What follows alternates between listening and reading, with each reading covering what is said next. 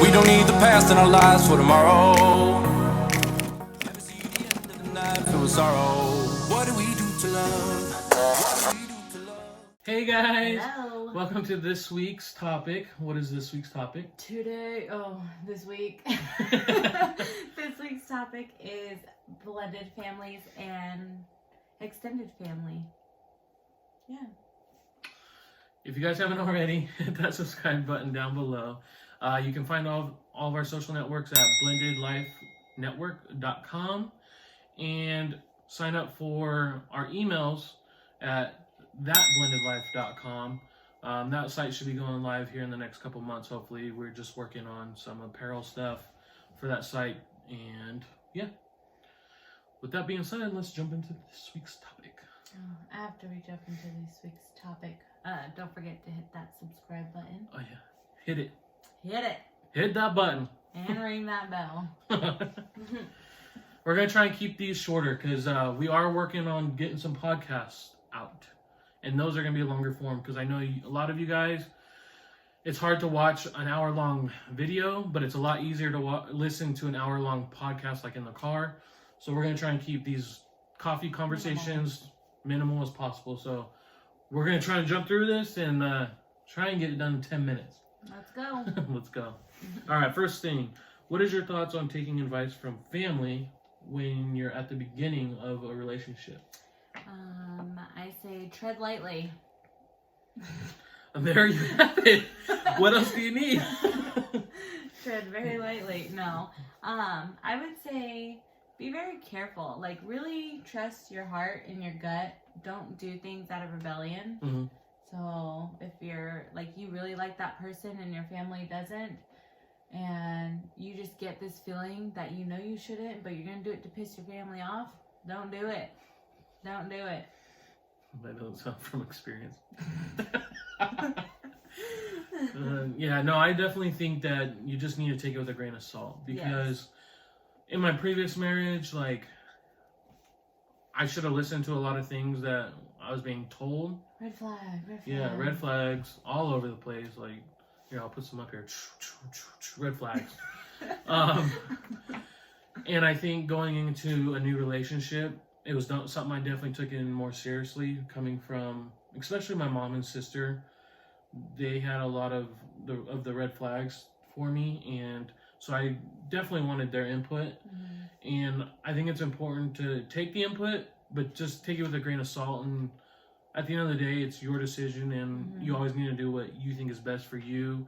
And if you have kids, for you and your kids, whatever you think is going to put you in the best scenario. Definitely. So. Agreed. But on the topic of kids, what is your take on family treating bio kids differently than step kids? I think it's pretty simple. Yeah.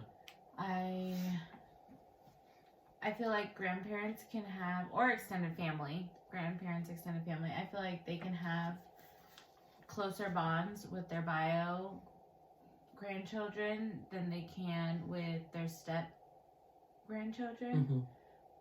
But I feel like their bonds can be more personal, but if they're all together, for me, I feel like it should be no brainer. They should treat them all the same. Right. Love them all the same. Because you start treating them differently, I don't know, it's almost like a shame on you. Like, they're kids. They're very innocent. They didn't choose this lifestyle. They didn't choose any of it. Yeah. So I feel like at the end of the day, it should just be love. Like, they should just be loving. Yeah. Love on all the kids. Yes. Yeah, I couldn't have said it any better. I definitely think that it's important for you to set that boundary with your family. Yeah. Like me with my family, her with her family. Set that boundary. Like, if any of the kids are going to come around, you're going to treat them all the same. Yeah, and if you don't, then don't expect to see us. Mm-hmm.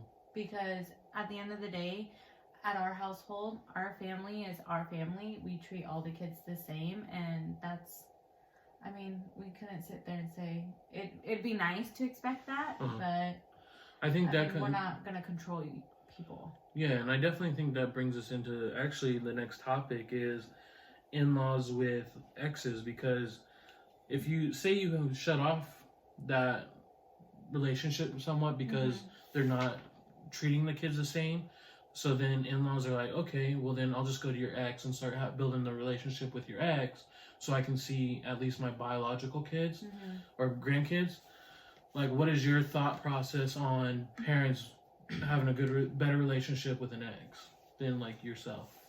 I think it's sad. Yeah. I really think that it's sad because they're your parents. So you would think that your parents would go to their own kids about their grandkids, but they don't. Right. So I think it's really sad. I feel like it would be, I don't know, like you'd feel more comfortable having them make an effort with you and actually like being genuine about it than not. Yeah. I think you know, it's a tough subject because I think it can cause a lot of problems in marriages if you're not having good communication. You know, because it can be like, why is your family having a better relationship with your ex than they are with us? And I can speak from experience because I've dealt with that. And at the end of the day, I think it's important to realize, like, you cannot control anybody, and all you can do is pray for people's heart and just pray that, you know, God can work in them and see, like, that you are a genuinely good person when they maybe think that you're not. And I think at the end of the day, it's nobody's job to judge you but God. So, like, at the end of the day, like, if somebody doesn't like you or somebody doesn't like me, I think it's important to realize, like, it doesn't matter. All that matters is God loves me and God knows who I am. Yeah, exactly. So you can't really let other people and their decisions like that affect you. Yeah. Because it'll get you into a dark place. I feel like that used to be my downfall, is I would let things get me into a dark place. Yeah. And now it's so much nicer. Yeah. Not letting things like that affect you, because at the end of the day, like, they're gonna do what they're gonna do. It's how you go about things in the future. Yeah. And I think that brings up some of the stuff that we've started to implement is like setting boundaries. We've always wanted to be very transparent on this channel, through our Instagram, through our Facebook. I think it's important because we're not perfect. We've gone through a lot of things, you know, things that we're not proud of doing, but it's gotten us closer and we've worked through them, gone to therapy, and we've learned along the way. Some of the things that caused problems within our marriage was we didn't put our marriage first, and we were letting other people get in between our marriage, whether it was going to parents and complaining about the ex or the kids, or not the ex, with your spouse. Like, either you complaining to your parents about me or me complaining to my parents about you. Like, that kind of stuff causes problems. And we talked to therapists and like they pointed that out. Like, you need to put your marriage first before anything, but except for your relationship with God. Yeah. So. Because otherwise it's not gonna turn out so lovely. Yeah. But that's somewhat of some of the boundaries that we've kind of learned from and to kind of start setting. Another one is to always respect your spouse. We've grown a lot in that aspect. We've grown a lot, you guys. And I say this because we both had kids very young. And so we've had to do a lot of maturing. We've gone through divorces young. And we've had to do a lot of this stuff that most people don't do at our age. So, yeah, we've had our issues and our problems, but we're still here. And I feel like we're getting to a better place than we ever were. And so I think it's important to realize, like, if you've gone through a divorce and you're in a new marriage, don't start thinking, oh great, here's another one that's gonna fail. Oh, here comes another divorce. Like, no, not necessarily. Like, you got to put the work and effort into it. And I think that's something that we've had to learn because we were so young. We're just like that. We had that mindset of like, screw it. Yeah. Let's move on next. And talking to therapists and just our minds maturing, it's come to like, we had to realize, you know what, like, this takes work, this takes effort. Mm-hmm. But don't think that you're just going to continually, like, have divorces. No, marriage is hard work. Yeah. It's not easy at all. It's definitely difficult, but it is definitely has its blessings at the same time, as long as you put those. And I think respecting your spouse and communicating and trying to talk through things is definitely important. Yeah. Because if you guys aren't communicating properly, then it leaves the devil to be able to work in your life. Mm-hmm. Like, devil will find any crevice he can and sneak his way in. Yep. And with that Mm-hmm. being said, another implement that we are very huge and strong on, I guess you can say, is protect your family with everything that you have. Because at the end of the day, the kids are going to get older and they're going to have their own families.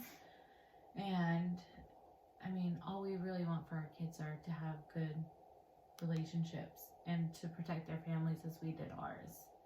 Yeah, I think, like, we get a lot of grief for having so many kids. Like, we always get looked at the grocery store. Yeah, we take all 6 sometimes. Or people asking, like, oh, are you guys going to have any more? It's just, like, we're still trying to get used to people making comments like that. But at the end of the day, like, we're going to have a family that loves. Mm-hmm. And, like, we're going to have a big family surrounding us when we're 80 years old. And we're going to have kids and grandkids running all over. And we're going to be able to share all that love. And we're not going to be, like, alone. Alone. We'll be alone when we want to. I don't know what be this alone. has to do with in-laws, but I don't know. We just are going on different subjects, but just protect your family. Yeah, protect the family from in-laws, spouse, exes, any family, craziness. any craziness. So the last thing, Marriage is sacred. very sacred. Last thing I would say is let your spouse take care of their families. When you have issues with your spouse's families, let your spouse take care of it. Yeah. We've learned our lesson. Twice. Yep. But no, it's definitely something that we've both had to learn, which caused some problems. Is I can't go to your family and go off or start complaining to them like you need to do that. This is where communication comes into play, because we can sit here and talk about it, and if we're like, okay, or you sit there and say, you know what, yeah, I see what you're saying, then you can go and talk to them. It's going to come off a lot better than if I were to just go straight to them. Mm-hmm. And vice versa. If we talk about it and I'm like, okay, I talk to my family, it's going to come off a lot better than if you were to go talk to them. Mm-hmm. But I think it's different for every family too, because I feel like sometimes people will say, oh, come to me whenever you want. Mm-hmm. I feel like we both kind of got that. Yeah, we both fell for that trap. At the end of the day, your parents can always have your back. Yeah. And they will not have your spouses. No. I think that was a hard lesson learned for me, and I want to share with you guys is, even if your spouse's parents are saying, you know what, we know how she is or he is, Mm-hmm. You can come talk to us about anything because we know how they are. Really, it's more fishing for stuff or problems than it is to actually help, because at the end of the day, they're going to look at you negatively because you're talking badly about their son or daughter. Yeah, and I feel like anything, if you have to say it and you feel like it's going to be bad about their son or daughter, just don't even say anything. Yeah, because it comes across a lot differently than what you are thinking in your head. Yeah. Like, you're sitting there like, oh, so we're just going through this, and it's not even a big deal. But then, you know, they start making it a big deal, and it was never that big of a deal. Yeah. To begin with. So I think it, like, again, marriage is sacred. You need to try and keep everything between you and your spouse. It's a husband and wife thing, and it's only going to grow your marriage that much more. Grow you guys closer together the more you can work through things. Yeah, so, definitely. Now that this video is now 5 minutes over, what I have said we were going to be. Hey, still shorter than our other ones. It is hard, you guys, trying to get this under 10 minutes, but we are trying to make these not so long for you guys. Yes. We are going to be working on some podcasts so we can go more in depth, but we really want to try and work on getting some subjects out there for you guys, hear from you guys, what you guys want us to talk about and get our input on. We love hearing from you guys, getting your input. It definitely helps out the community. You leave a comment below. People read those, and if they can relate to what your story, that's awesome, because we're all in this together. We're all going through this blended life stuff, and it's not an easy road. So with that being said, make sure to hit that subscribe button below, and we will catch you guys on the next video. Bye. Bye.